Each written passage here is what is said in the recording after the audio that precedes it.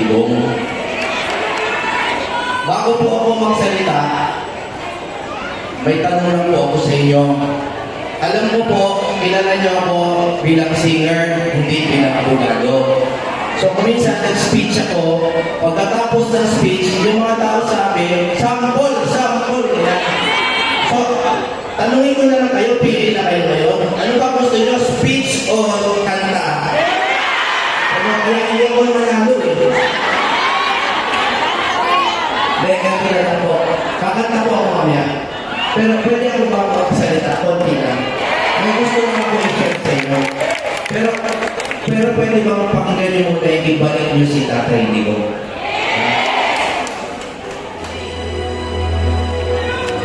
Ito po, sinulat ko ang kanta na to. The day after, they did not Tatay Digong. Mamaya I will speak about it. Pero I studied law, but there are not enough words to express kung gaano ako magalit at malungkot sa nangyari. I would like to share this to you.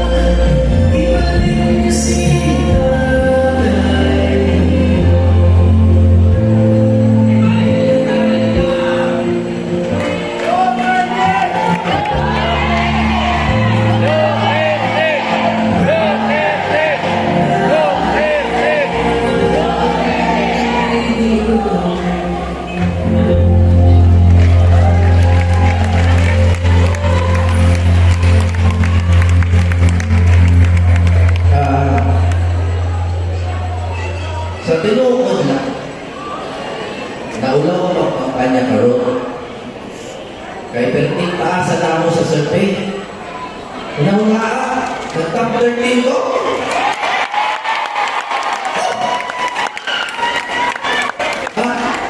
Pero, tinuod na ikidnap nila si tatay nila. May nagtanong sa akin, sino ba ang campaign manager nyo? Bakit ang taas nyo sa survey? Sabi ko, si BBM.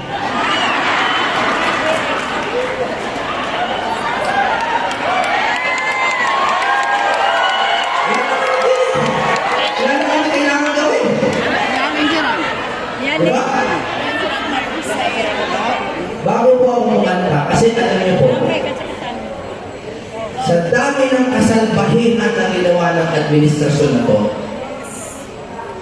kung magsispeech kami lahat tungkol sa mga salbahe na ginawa nila, hindi tayo matatapos. Kaya ako, tabi ko muna yung pagiging lawyer, okay lang sa akin, intermission na lang ako. Kasi gusto ko, maging happy tayo naman. Kahit konti lang. Pero, mag-discuss na ako, gawin lang. Una. 3 points lang. Number 1, hindi tayo sa cloud ng ICC.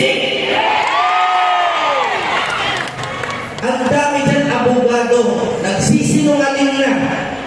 They're lying through their teeth. Just to justify. Pag sinabing nasa Rome Statute, hindi, local law tayo. Pag nasa local law, hindi, sa Rome Statute. Ganyan lang sila. Diba? Likay, pahilig ilaw. Okay, pag sinabi section 59, ay hindi kami Rome Statute. O hindi dapat, surrender according to domestic law, hindi, Rome Statute. Ganyan. Mga sinungaling. Ako po, ang campaign platform ko, diplomasya. I want a polite, respectful Senate. Pero galit na talaga ako. Kasi kung kayo po mag-aaral kahit 1 taon lang ng law, makikita nyo puro sinungaling na sila. Ulitin ko lang yung first point ko. 3 lang naman. Hindi tayo saklaw ng ICC. Number 2,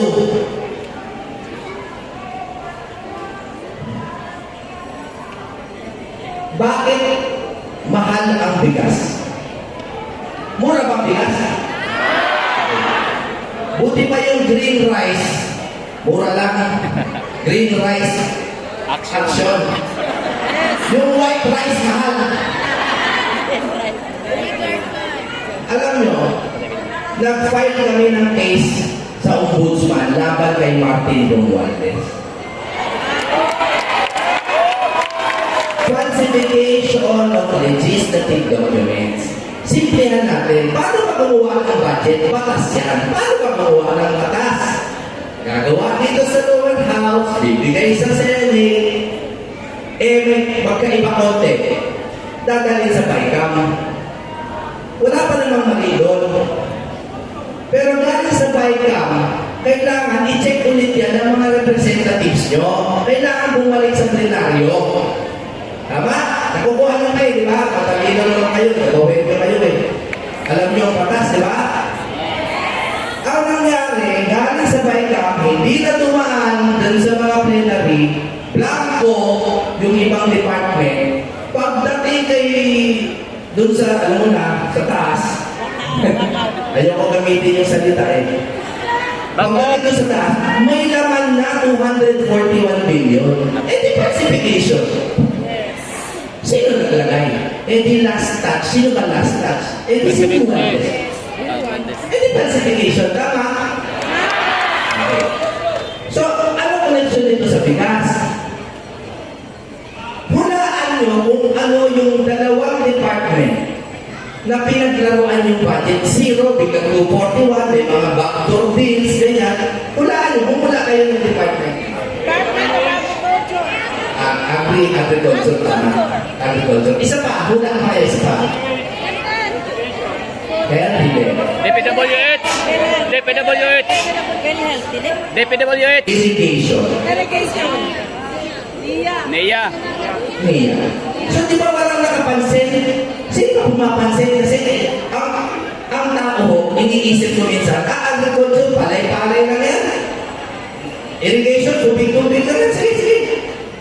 So, binablanko-blanko, mamaya may laman na 241 billion, pero hindi mo alam kung sino na yung may kausap sila doon. So, ito tanong ko, paano magmumurang bigas? Kung hindi natin nilalagyan ng tamang budget, according to proper consultation with the farmers, paano magmumura? Pinaglalaroan natin. Naintindihan nyo? Lahat po ng tao, lahat po kami anti-corruption. Kapatid kabila, anti-corruption po.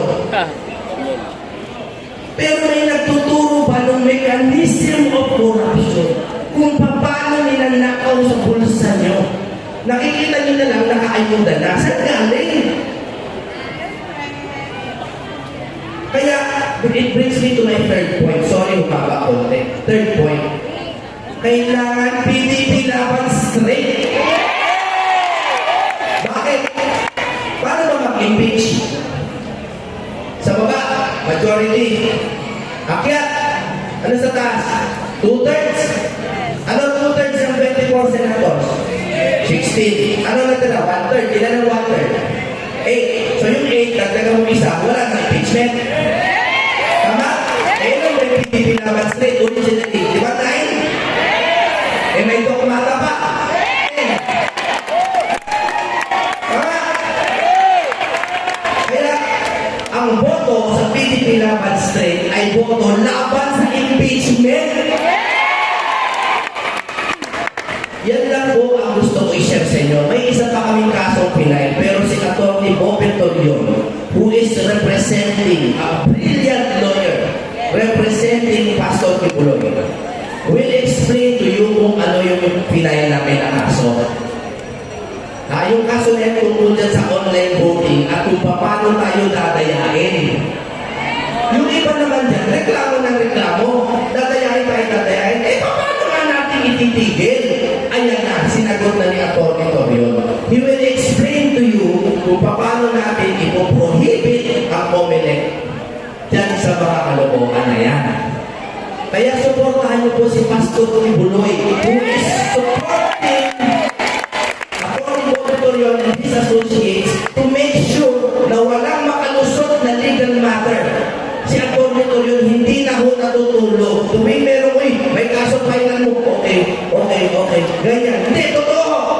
Totoo. Siguro ho, kung naniningil siya, bilyonaryo na siya. Pero hindi po niya sinisingil. Dahil po, sinusuportahan naman siya ni Pastor Kibuloy. Do you understand why this is important? O, di ba, hindi na maganda kumanta pa ako?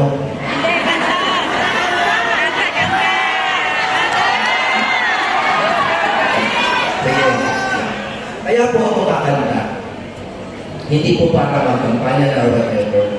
Gusto ko po magpasalamat sa Davao. Gusto ko po magpasalamat kay Tatay Tigo, kay BP Sara, at sa lahat ng mga Duterte, kay Mayor Baste, for putting this up. Bakit po? Kayo po ang halimbawa ng tama na gobyerno. Hindi na po kami lahat sa inyo. Makakaasa po ba kami sa boto ninyo?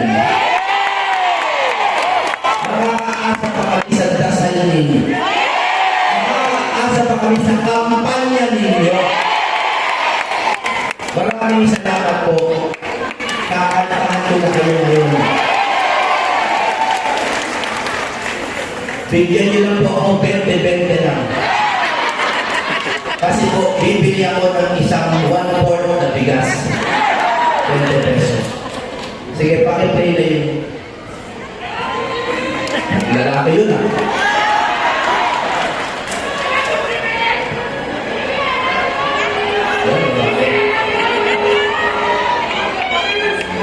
Kwentuhan mo kayo na. Namarin na nila. Nakapa-house of politika. Tatlong kanta po ito, pero hindi na nakikita. Puro nakikita. 3 songs. I will tell you the story of a humble songwriter, turned lawyer, turned politician. Ang net naman sinulat ko yan 2002.